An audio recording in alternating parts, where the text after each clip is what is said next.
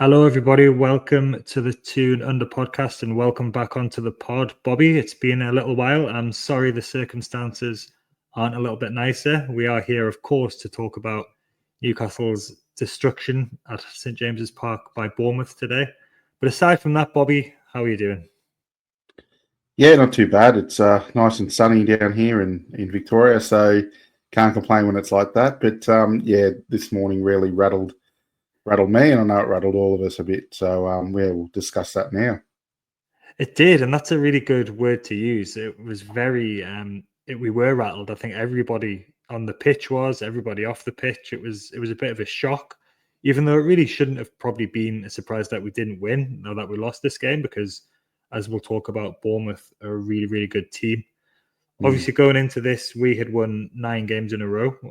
Absolutely amazing run of form, which has just been a joy to watch after some struggles earlier in the season. But Bournemouth were also unbeaten in 9 Premier League games coming into this, and they'd only lost twice in the last 15 games in all competitions. So we knew this was going to be a challenging game. We never ever do well against Bournemouth as well. Eddie doesn't like playing against Bournemouth, or you know, we've beaten them once in the cup run a few years ago, but apart from that, there's been quite a few draws, and they've beaten us a couple of times as well. So we knew we were going to have to be at or close to our best if we were going to get anything from this. But probably, Bobby, it's fair to say that we were nowhere near the levels we needed to be to deserve anything out of the game. Oh, yeah. No, look, I think first and foremost, we have to give full credit to Bournemouth. I've read a lot of stuff and heard a lot of stuff about referees and, you know, an extra day break and, you know, players looking tired. And, like, the first thing is Bournemouth were better than us today. They deserve to win 100%. The 4-1 didn't flatter them. It was right. It was a deserved win. The other thing is we've got to take into account is Bournemouth also had a lot of players missing, and they had to travel from the south to the north, and they were the ones that had the energy. They were the ones that had that aggressive approach to the game. So we can only put ourselves, you know, our hands up, and hopefully this is just a little blip, and then we move on. But yeah, it was definitely a shock to the system. I think you, particularly in the chat, but me, were both warning the group of this is going to be a tough game, and so it was in the end. Yeah, I predicted that we would lose, and I put a compensation bet on, so at least I came out with $100. So at least there was something from it. But yeah, they're a really good team. Like, I've watched a bit of them this season, and every time I've watched them, including when they played us down at their place, they deserved to win that game. They had the disallowed goal right at the end, but you know, this wasn't like the Brighton game or the West Ham game where we dominated early and we should have put the game to bed. Like they're the other 2 league games we've lost this season, where we sort of went behind and then kind of ran out of steam. But in this one, we were just totally outplayed for the whole game. They came out on top for the first 5 minutes, and they deserved to take the lead when they did. But they've got some good players, haven't they? They've got a really, really good top class manager as well. So on the evidence of this, and you know, the recent results, I think they've beaten Chelsea. I know they drew with Chelsea. They've beaten Arsenal this season. They've beaten Man City. They've beaten Spurs and Man United. But that's maybe not such a big thing these days. But you know, they're a really, really solid, good team, and they're probably a real rival for the top 4 on this evidence, Bobby, as well. Oh, they have to be. And, you know, I think there's a lot of talk about some players in their team. Oh, we need to get him because, you know, he'd fit, like Semedo, or how do you pronounce his name? But that's arrogance from us, because, like, why would you leave Bournemouth at this stage? Because they're actually playing unbelievable. They're probably now the most informed team in the Premier League, and they are a challenger for the European spots, and they deserve to be. So it was always going to be a tough game, but it was actually good to see these players play against us, you know, and play well. Because yeah, they're a damn good team, and I hope they start to get the recognition they deserve, to be honest. I think they will now. You know, they've beaten Arsenal this season. They've beaten Man City. They've drawn with Chelsea. They've beaten Man United and Spurs. They've beaten us now as well. People have got to start sitting up and taking notice, and I think they will now. And it is a bit of arrogance, isn't it, from us talking about Semenyo, who, we need a right winger. He played on the left today mainly, but he's really good. He's a really good player. And it's a bit like, Arsenal are being linked with Isak. It's just the same thing, really. We're saying that we'll have Semenyo or we'll have Brian and Burmo. It's the same thing, so we can't get too annoyed at people thinking it's just the football food chain, but he would not be cheap. Every time you watch him, he's really, really impressive. And Iriola, I remember when he first came in, there was a few question marks over him because they had a bit of a bad start, but he just needed a bit of time, didn't he, to get his ideas across. And he's going to be managing Real Madrid or Barcelona. Like I said, he looks that good and he's got that much potential. Yeah, another systems-based manager, Jack, that we love.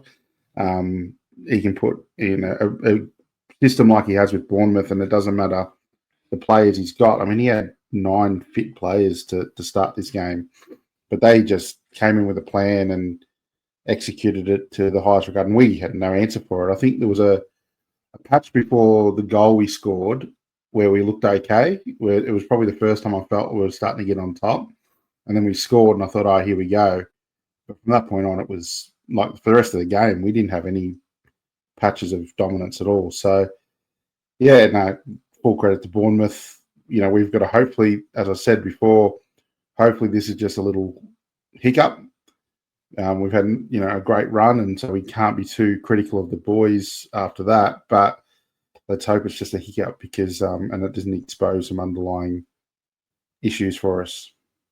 Yeah, when you lose the first game after 9 in a row, you've got to give them a bit of slack, and sometimes you just have to sit there and take it on the chin, don't you? And say we were just roundly beaten by the better team, and it was jarring that it was at home and that it was such a heavy scoreline. But 2 of the goals were late, but like you said, they fully deserved it. I think the 4-1 was about right. So, and it looked to me like Bournemouth, they did to us what we do to other teams when we're at our best. So that was the other aspect of it that was a bit disconcerting for us, was that they man marked really tightly, they pressed high, they counter attacked quickly, they won that physical battle, and they finished really clinically as well. So we've talked about Bournemouth, what they did well, and the fact that that's what we do when we're doing well. Like they played a similar style, and Eddie alluded to that before the game. He said it'll be 2 teams who kind of play in similar styles.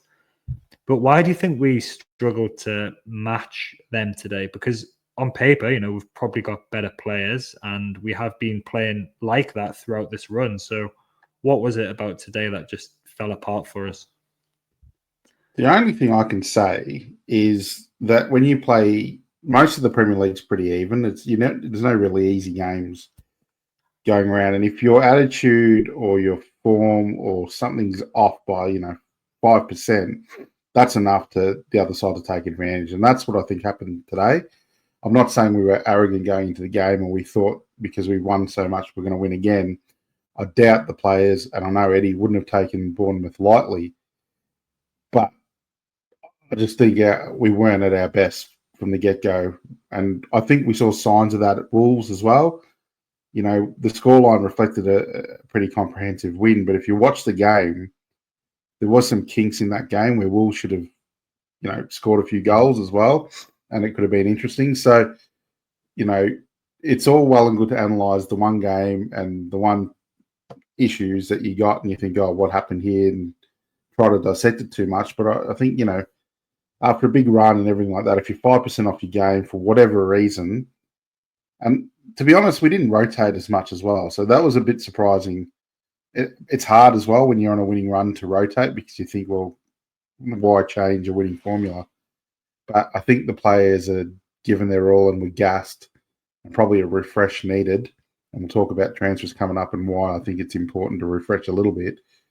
But I think the players, they might have been smart to refresh that squad a little bit for this game. Yeah, I was going to touch on the fitness because I think you looked at the running stats, and I think Bruno and Tonali they ran the furthest, but it wasn't effective today. So we didn't look, we looked half a yard shorter than Bournemouth, and we looked like a team that had played. This was our 9th game since the 18th of December in exactly 1 month. So that's a game roughly every 3.5 days. And I know that other teams have had schedules similar to that, and like you said, Bournemouth have got a whole team out injured, and it's interesting that when we played there with a whole team out injured last season, we just got destroyed there as well. So, like you said, it makes it even more impressive what they did, and they did have some of the best players available still. But yeah, it was the end of a long run for us, and even though that we've had the momentum and we've been playing well, I was going to ask you about the rotation, because this is something that a few people have brought up, and like you said, it's really hard to think who could we have rotated out in that team. And part of the reason we've been winning so much, is because of that balanced and set team. With Murphy on the right, and all of the players have all been the same throughout that whole period. But they definitely didn't look fit today. They looked like that it was one game too far. So do you think that we could and should have rotated a bit more in the league games? Obviously, we had the Bromley game where we did a whole new 11, but would you have preferred to have maybe seen some rotation throughout that period? Hindsight's a wonderful thing, Jack. If we rotate early, we lose a couple of those games. We don't have the winning streak, and then we come to Bournemouth and win. You can't knock Eddie. You can't knock what anything's happened up until this point. This game was, jarring, and it was an eye opener. But that could also mean it's a good thing, right? We've got, a very winnable game against Southampton, I think, coming up in the league. We've got the second round of the League Cup coming up. This might be that jarring for the squad to say, okay, you know what? We're not unbeatable. Let's get back on the track. Let's work hard. Maybe one or two players switch for one of the games and refresh and all that. And we go again. So, let's not throw the baby out with the bathwater just after this loss. But it's now going to be interesting to see how the players and the club respond. Yeah, we've got Southampton away coming up, and then we've got Fulham at home. And then after that, we've got Arsenal in the Cup. And then it's the next Cup game. And after that, I think we've got Man City away. So this is sort of we need to be beating Southampton. They are one of the worst Premier League teams ever. So we should be winning that. And then Fulham will be an interesting game as well, because they've bit similar to Bournemouth, maybe not quite as good, but they are quite good. They're mid-table and they've had some good results. So I was actually thinking, do you think losing in this really heavy manner, do you think that might help refocus minds a bit and give us a bit of a, any faint traces of complacency? I don't think it was complacency, or maybe overconfidence. Do you think, because I remember when we got beat by Villa 3-0 in the Champions League season, and that was in April, and we just didn't turn up that day, and that was the worst performance of the season. But then after that, we did well. We started winning games again, and we ultimately got into the Champions League. So I think maybe losing a game like this is maybe better in a way than if we'd have lost narrowly and if we'd have played well, because it'll make people realize, we need to switch on again, even though, they would say that they were switched on and there were reasons why we lost this. But do you think there could be something in that? We can use this positively moving forward for the next games? Yeah, I think so. Like losing this game 2-1, with an 87-minute, winner for them, sort of puts the Band-Aid over the cracks a little bit. Oh yeah, we lost, but we're unlucky in the end. This was comprehensively smashed. So you look at a review that they'll do today, tomorrow, whenever they do their review of the game, there's nowhere to hide in a game like this. There's no positive points. There's no putting a Band-Aid over the cracks. There's nothing of that. It's we were shit. These were where we fell apart. This is where we broke down systematically. This is what you did wrong, you did wrong, you did wrong. It does give a little jolt to say, okay, let's work hard again and let's get back to what we know we can do well. And I think I'm not too discouraged. Like, you don't want to lose, especially 4-1 at home. But, once you swallow your pride a bit as a supporter, you look at it and go, okay, let's just move on. And, 2 winnable games coming up. Southampton has to be a win. And then Fulham at home. Hopefully this is the lesson for that game, and then everything's rosy in the world again. Yeah, I said before, Wolves, if we can get 10 points from these 4 games, that would be pretty good. Like, I didn't think we would win all 4 of them. So if we beat Southampton and beat Fulham, then that's 9 points. And that should really still have us in a strong position within the top, probably the top 4. And we'll see how we look then, because we do have some, on paper, difficult fixtures coming up. We've got Forest, City and Liverpool in February. So that's going to be difficult, but if we can go into that with a good couple of points over, in the top 4, top 5. I saw a percentage thing about the coefficient, which suggests that England are 97% likely to get the next Champions League, 5th Champions League place this season. Yeah. So it looks like top 5 will get that, and we don't want to be missing out on Europe because Man United win the FA Cup again. But we've put ourselves in a strong position with the run up to now. So let's hope that this can refocus us a little bit and get us completely sorted for Southampton, which we will have to be switched on in that one, because we do need to be winning that one. So, but the tactics for this game as well, because we knew how Bournemouth were going to play, but we still persevered with trying to do what we have been doing recently. Dan Burn just was not comfortable playing out from the back at all. And even Bruno looked ruffled today, which was unusual. He was obviously at fault for the second goal. But he was falling over quite a lot. He looked rattled, like that word that you used before. And that's not like Bruno to look like that.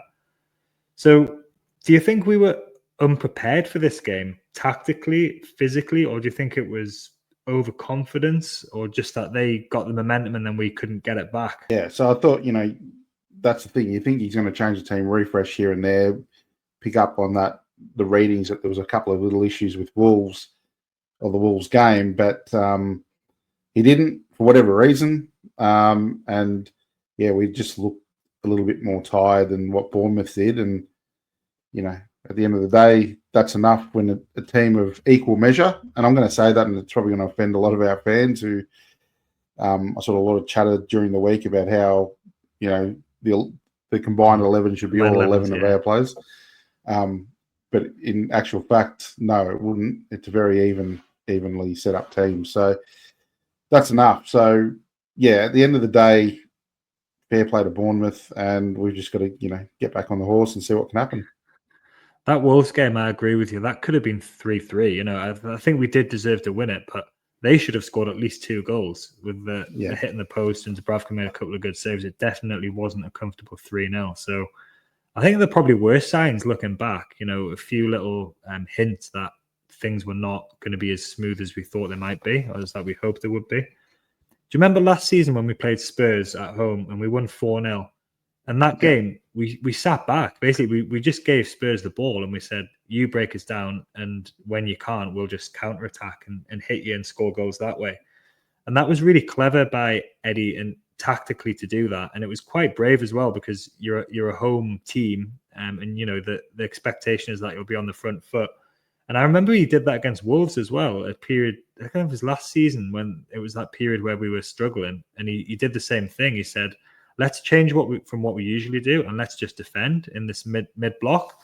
And I was reading something about Bournemouth tactics before this game that basically said Bournemouth don't like it when teams defend. So I was wondering whether he might do something like that again. But like I said, being at home and the expectation, you've won 9 games in a row, how hard would it have been for him to actually make that call to say, we're going to defend today and we're not going to concede and we're going to try and play counter-attack? I'll tell you what, if he did that and we lost 1-0, they'd be coming for his head. It would have been a brave man after 9 wins on the trot to play at home and go, we're sitting back and letting the Bournemouth team come and attack us. It would have been probably the way to do it, to be all honest, to be in all honesty, that would have been probably the way to go gun-ho against them with the run we've had. Yeah, in the end it showed, but I think, can you imagine if we did that, defended for 90 minutes and then cop a goal at the end? Not for me, but it's funny, I think there was a few that thought Bournemouth might. They haven't obviously watched Bournemouth this season because they were expecting Bournemouth to come with the low block, because that's what they've done previous to us, and we were hard to break them down. We talk about previous results against Bournemouth. It was exactly that. They'd play the low block. We couldn't penetrate. They go up, score a goal, game over. And I don't think people have watched Bournemouth this year and given them enough credit of how good a footballing team they actually are. So, yeah, hopefully they've got that now. Yeah, but if you look at, a football match, you're trying to negate the opposition's strengths, and then you're trying to emphasize your own strengths. And if we had have defended, and I'm not saying we should have done this, because it would have been very difficult sell to do it, but it was brave to do it against Spurs, and it absolutely worked. And I think we wouldn't have been so open if we'd have tried to do that today. And the players like Bournemouth were man marking really tight, and they were pressing really tight as well. So we just kept on trying to play, and it didn't work. So I wonder if maybe even halfway through at half time, it's hard because you're behind then though, but he could have just said, let's just keep it tight for 15, 20 minutes. And I know that they didn't score their third goal until sort of the injury time as well. So, and you just kept thinking, we're going to go for it now. We're going to put something together. And it just never happened. And the subs that came on didn't make a difference either, did they? No. We didn't really have any attacking subs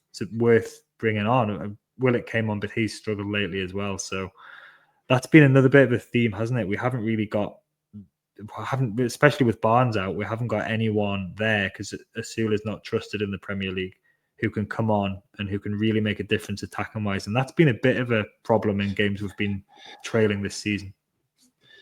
It comes where you have 3 transfer windows of not bringing in any talent, mate. It's as simple as that. That's the crux of it. And I'm not blaming the club here. I'm not having to go at the club in any way, shape, or form, because we've seen what PSR can do where you lose. I mean, Elliot Anderson would look really good in our team right now, wouldn't he? But we had to sell. We had to get rid of him. And so there's a lot of complications. But unfortunately, we've still got some players coming on that were there when Eddie Howe first came. That was, aren't first teamers. So it's very hard. When you talk about the transfer window and you talk about signings, it gets very complicated. So you can't be absolute in what you say.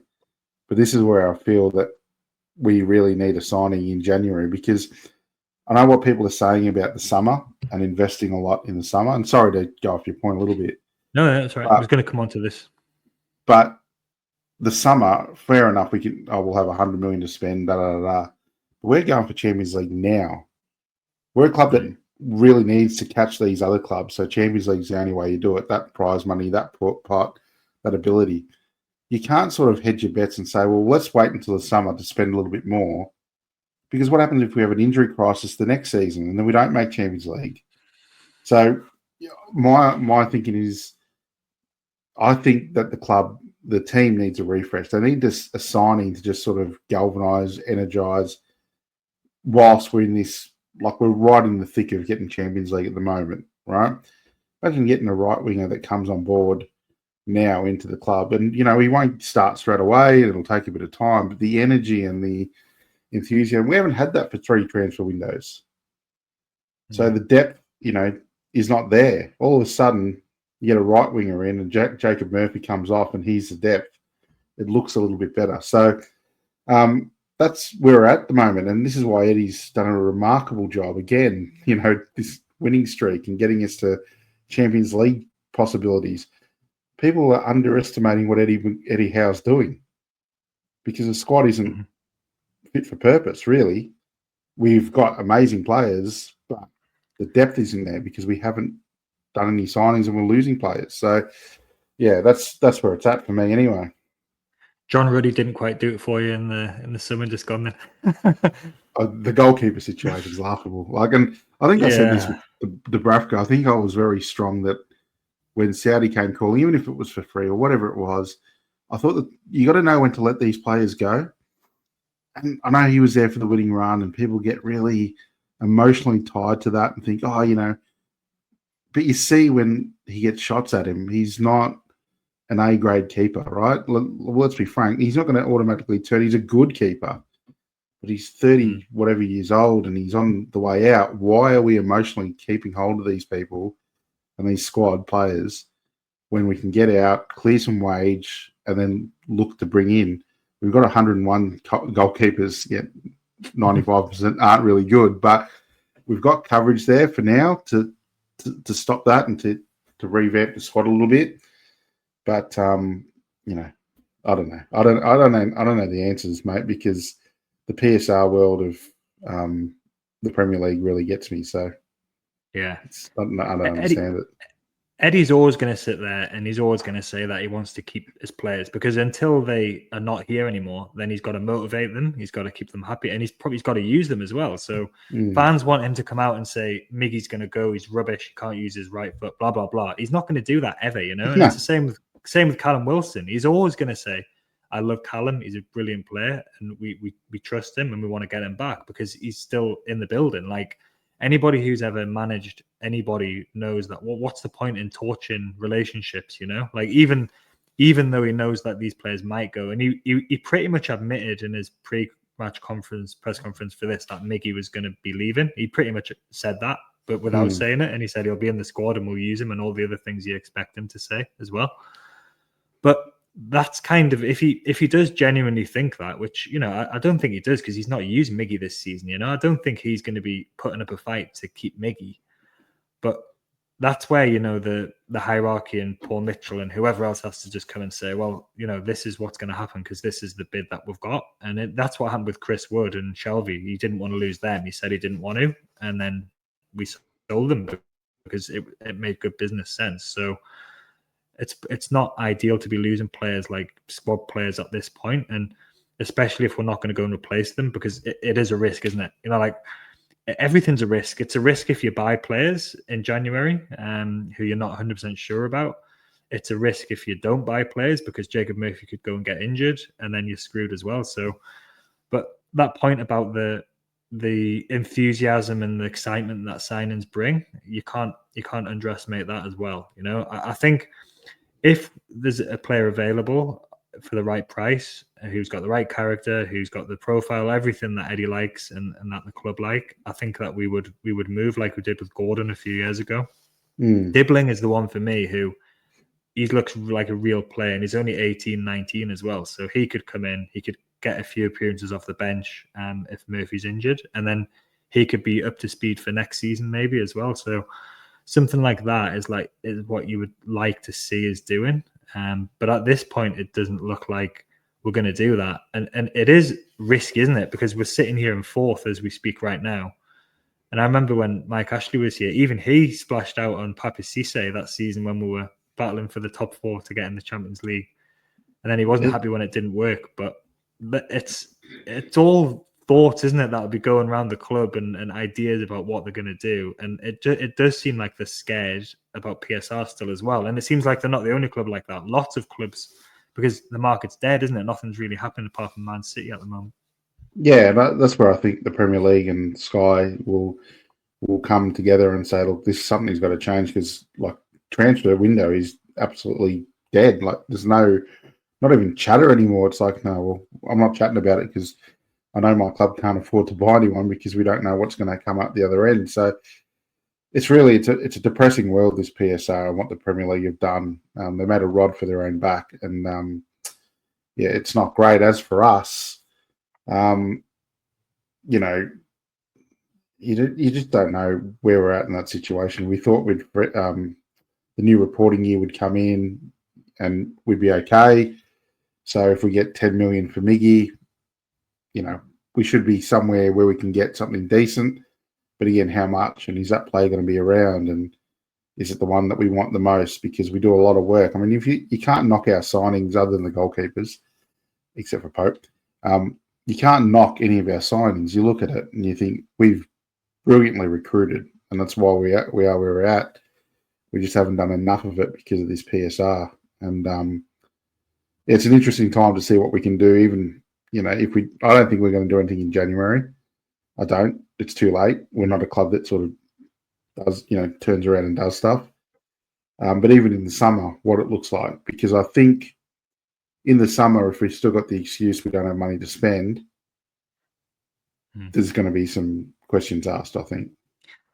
Yeah, well, I think people are getting a more of an understanding about, financial reports and PSR and everything in the 3-year reporting period, because that was brought into laser sharp focus last June, the end of June, when we had to sell it, Anderson and Minte, quickly, because that was like the transfer window within the transfer window. So we knew that if we didn't do that and bring that £65 million in at that time, we would have ended up with a points deduction. So currently we're in the next reporting period, and I think Lewis Hall might have signed in July, so that was an outlay there. But other than that, nothing's really happened in terms of incomes or outgoings yet. So if we got to the summer, and then you'll get to the end of June, and we won't be in this position again, because that we've not been spending money for 2 years. So it theoretically, by the 1st of July, we should just be able to spend money again like we were spending previously. But I saw a thing about the squad cost ratio as well, which it might be moving away from this PSR allowable losses thing to squad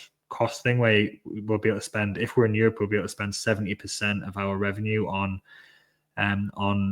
wages and outgoings and transfers and things like that. So that's another complication to throw in there as well. So these are not discussions we want to be having, are they, as football fans? We're owned by these people who've got all this money, who want to spend the money, and we are going to say this, but it's ridiculous that they can't spend that money, and that there isn't some way of sort of ring fencing it to make sure that if the worst to happen, and I don't know, there was some kind of problem, that this money is there to pay the bills for however long, until things can get back on track again. But it's a Premier League wide thing, isn't it? It's not just Newcastle; it's all the other clubs, and you can see that in how slow the market is. Yeah, absolutely. I mean, yeah, Everton still got problems. Forest still got problems. Forest took a points deduction, didn't they? They copped it, and now look at them. So there's an argument to say, you know what? You get the player in, you take a points deduction for next season. Who cares? Yeah, we can start 5 points, 10 points down, and roar back up, because the players that we'll have will be incredible. But knowing the Premier League, they'll give us a 50-point deduction or something crazy like that. So it's just, I'm not an accountant. I love the transfer period. I love the scouting. As you know, like I know a lot of other competitions, and I know the young players coming through. But that's sort of been taken away from me a bit, because it's all about the accounting and the finance and all that. And whilst that's all right to know, the actual ins and outs of who you can buy, how much you can spend based on that is just boring for me. It's just, let us have our system and our cycle and go from there. But it's an interesting time, because you got the rumours of the new stadium, coming on board, new training ground. PIF are going to spend billions, not millions, billions on this club, but yet we're hamstrung and we can't buy a right wing because of the rules. It's just ludicrous, to be honest.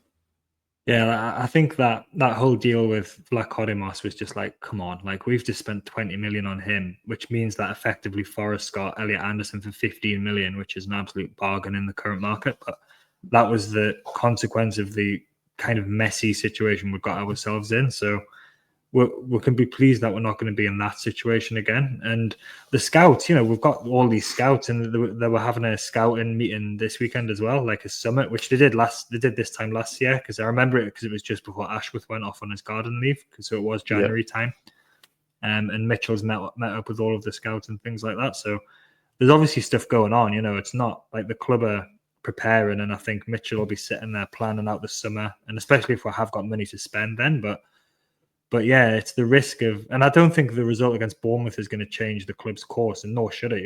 They've got their idea about the way they're working. They're not going to panic just because we lost one game after winning 9 in a row. But and Eddie's not going to panic either, and that's good. But it does leave us vulnerable. We've been vulnerable all season to an Isak injury as well, because we did miss a few games when we had Gordon up front, but Asul is not trusted at this point in time, and Wilson's still injured as well. So we'll see what happens. It is. It's funny. It's like, as you said, it's a risk no matter what you do. But we're in the Champions League spots. If we win the next 2 games, we're in firmly entrenched in those Champions League spots. do you bite the bullet and say, well, that's what we're trying to do. We're trying to get into the Champions League. That's the aim every year. Or do we keep our powder dry and say, oh, an injury to Jacob Murphy or an injury to Isaac or something, and then we'll fall down again and we miss out on Champions League. Oh, don't worry, we've got money to spend in the summer. But then the next season looks different because other teams come up, and it's just that for me, a bird in the hand is better than two in the bush. We're here now. We got to January with this winning run that puts us well entrenched to make Champions League and, a cup run, a really sizable cup run. I always think strike when the iron's hot because it may not, get hot again. So, but I'm not the club, so we'll see what they do. And it does highlight the job that Eddie has done as well this season. And, I'll argue with anybody, and I do argue with anybody on Twitter about like when we weren't doing well, about how we need to just have some faith and trust in the manager because he knows what he's doing, and definitely been proved right on that one. But yeah, we didn't strengthen the last three windows. We haven't strengthened, so it's to be doing this with, and I know that the team's different now because we've got the two fullbacks in Tonali who basically were more or less like new signings coming into this season, and so was Barnes as well. So it was a bit different in that sense, and he's managed to change the way that the team plays and develop the system and everything. But yeah, how many other managers would be happy working under those circumstances? Probably not many. The links to Mourinho, whatever. I haven't seen any today, but whenever we don't win a game, and I just chuckle thinking about his reaction if we're going through transfer windows not buying anybody. So we just got to win a trophy. We just have to win a trophy because it'll stop the nonsense of getting a Mourinho in just to win a trophy. But they're not easy to come by. But Eddie, how anyone can have a go at Eddie and say he's not done a fabulous job is beyond me. I don't know how you have the patience for Twitter. Yeah. So I read what you write, and I'm like, yeah, I agree with it. And then I read the comments, and I'm like, fuck's sake. Like, people are just, it's the world we live in now, Jack. It's instant gratification. Kids today, I was teaching my kids when we were in a hotel that, we got to wait for that show to come on. They're like, what do you mean? You can't just get a nap and press it. Yeah. The way of the world is the way of the world now, and instant gratification is what everyone wants, where they're not willing to put in the work or understand the strategy, or it takes a little bit of know how to get to where you need to go. So unfortunately, that's it. That is it. And let's just pull it back around to the actual situation now then. So we are still fourth. That's probably going to change when Forest beat Southampton today. Yeah. And City are playing as well. So we could be down to sixth, I think, and Chelsea as well. So yeah, we could be back down, but we're a couple of points ahead of Villa. So yeah, we're in the mix for that. And if you'd have told us that 1 month ago, we would have thought you were crazy with the fixtures we had. So it's really been a really good, and maybe this is just the sort of little kick that we need to say, switch on again. We've got some hard games coming up, and even the easy games are not easy. So yeah, put your heads back on. Let's just put this down to a bad day at the office and take it on the chin and move on. And I think that's the message that Eddie will be giving, isn't it? He said he's very consistent about, no complacency, but sometimes you don't know, there's factors that play into the result that we've talked about, but we're still looking good, aren't we, really? And if we can beat Southampton, then this game will just be sort of forgotten as a bit of a blip in an otherwise fantastic run. Yeah, absolutely. Next two games are winnable. We win those, tournaments forgotten about like it should be. I don't know how many people will watch this show because if they don't like me, when you have a loss like that, you sort of stay away from all the content. But, I hope people are watching and understand what we're trying to do here. But, I think we've got two winnable games. Let's move on. Bournemouth are too good on the day. Good luck to them. Yeah, and it'll be the reaction as well. See how we react to this. And I think we'll react well because we have previously. And like I said, that Villa game a few years ago, we reacted well to that and we got what we needed. So, and we've also got the small matter of this Carling Cup semi-final or Carabao Cup semi-final coming up against Arsenal, which is going to be, I know that we're in a strong position, but that's going to be extremely... It's not over, and that's going to be a horrible morning for us because it's a 7 o'clock kickoff or something. So there might be a few people going in to work late that day. Just if you're driving on the Monash and you see Dimmy, stay away. He's probably the one that you got to watch the most. But no, I mean, I'm worried because the confidence that we've won that game is already coming through. All the talk is, we're through to the next round, and it worries me. It deeply, deeply worries me because we know as Newcastle fans, it's not over till it's over, and 2-0 win is a dangerous position too. A 2-0 lead is a dangerous position. And then the prospect of a final against Spurs, I don't think I'll be able to watch that game. I'm just going to pretend it's not happening. Yeah. I think. I think I'll be very sick. I was sick when we played Man United in the last final we reached. I was very sick, and that's because I have a lot of Man United family supporting them. But this one, I don't see how I could watch it, to be honest. Yeah, I'll just check live score in the morning, see what's happened. All right. Yeah. Bobby, it's been a pleasure. I'll speak to you soon, and thank you very much. No worries. Thanks, guys. Take it easy. See ya.